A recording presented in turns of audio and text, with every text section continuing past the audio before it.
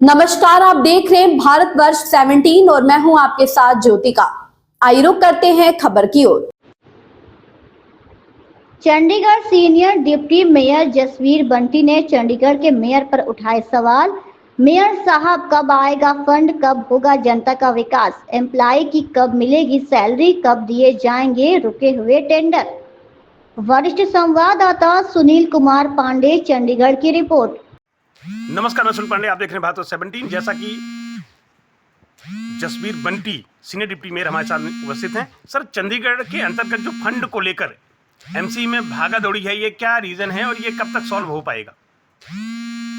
जो आप सभी को अवगत है, पता ही है जी कि मेयर साहब ने जी हमें गवर्नर साहब के पास लेके गए जी कि मेयर साहब होम मिनिस्टर के पास गए, जी मगर अभी तक सिर्फ बातों में सब कुछ जी है। जब हाउस की मीटिंग थी तो कुछ पार्षदों ने कहा था कि मेयर साहब बहुत बहुत मुबारकबाद, आप आते ही आप 92 करोड़ ले आए, हाँ, मगर वो भी सिर्फ बातें थी ठीक ना। है। वो 92 करोड़ आया। अभी नगर निगम की मीटिंग थी, उसमें उनके कुछ पार्षद मुझे बैग दिखा रहे थे, इस बैग में भर के आया, बाकी बैग देखा तो बैग भी खाली था। ठीक है मतलब कहने का भाव है सिर्फ पार्टी के पास जुमले हैं। जी मीर साहब कल भी अपना सेक्रेटरी साहब के पास गए थे, जी हमें अभी भी आश्वासन है जी 2-3 दिन रह गए हैं, शायद इस न्यूयॉर के इस रेवेन्यू जो हमारा 24-25 का जो रेवेन्यू है उसमें से कुछ फंड आ जाएगा। ठीक है। आपको क्या लगता है कि ये जो रुके हुए काम ये 2025 में पूरे हो पाएंगे या नहीं हो पाएंगे? जब फंड ही नहीं होगा तो काम कैसे पूरे हो पाएंगे? बिल्कुल सर। आप अब जैसे ट्यूबवेल बंद कर दिया गया, उन लोगों को क्या रखा जाएगा या बेरोजगार कर दिया जाएगा? अब तो सर नगर निगम तो हमारे मीर साहब और नगर निगम कुछ अफसर जो बड़े हैं जी वो तो इस कंगाली पे आ गए हैं कि अपनी सड़कें दे दो, जी अपने मुलाजिम निकाल दो, ठीक है। लोगों को भुखमरी पे छोड़ रहे हैं। जी अब फायर ब्रिगेड के हमारे जो मुलाजिम जी। हैं, आप देखिए वहाँ पे 100 मुलाजिम जो 7 साल हो गए जिनको लगेगा, जी। जिन्होंने प्रॉपर ट्रेनिंग ली है, हाँ कोविड के समय में काम किया है, हाँ दिन रात 100-100 घंटे ड्यूटियाँ करके हाँ। अपने काम कर रहे थे, अब उनका टेंडर भी नहीं हो रहा। ठीक है सर। मैंने हाउस मीटिंग में मुद्दा रखा था कि जी। कमिश्नर साहब मेरे साहब से कि हमारे जो 60-70 जो एम्प्लॉइज़ हैं उन 550 मुलाजिम टोटल है फायर ब्रिगेड के, हाँ 60-70 पे तो CBI का केस चल रहा है। ठीक है कुछ अगले साल 2-3 सालों में 50 से 100 बंदा रिटायर हो जाएगा। जी। अगर आप इनको भी निकाल देंगे तो फायर ब्रिगेड हमारी फायर इमरजेंसी सर्विसेज कैसे चलेंगी? बिल्कुल।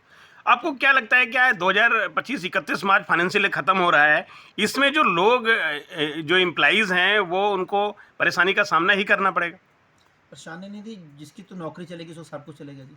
बिल्कुल आप सर। देखिए लोगों ने लोन पे मकान बना रखे हैं, लोन पे गाड़ी ले रखी हैं, बच्चों की एडमिशन्स आ रही हैं, जी। रसोई के सिलेंडर काम काज, कोई यहाँ पे रह रहा है, मकान किराए पे लेके रह रहा है। तो कैसे कैसे लोग अपना सामान निकाल रहे हैं कि 15-20 हज़ार जो मिलता है उसमें से सारा खर्चा उनका महीने के जो एक्सपेंसेस में निकल जाता है।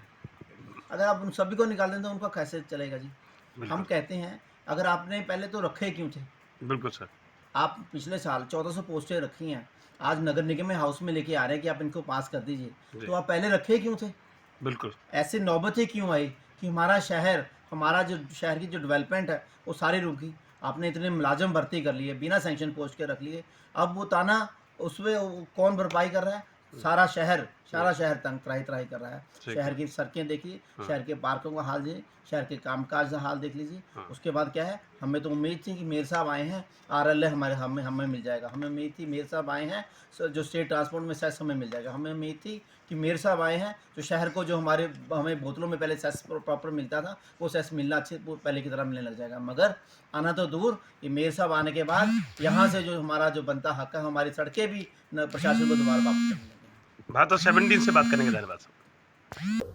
इस खबर में बस इतना ही। बने रहिए भारतवर्ष 17 के साथ।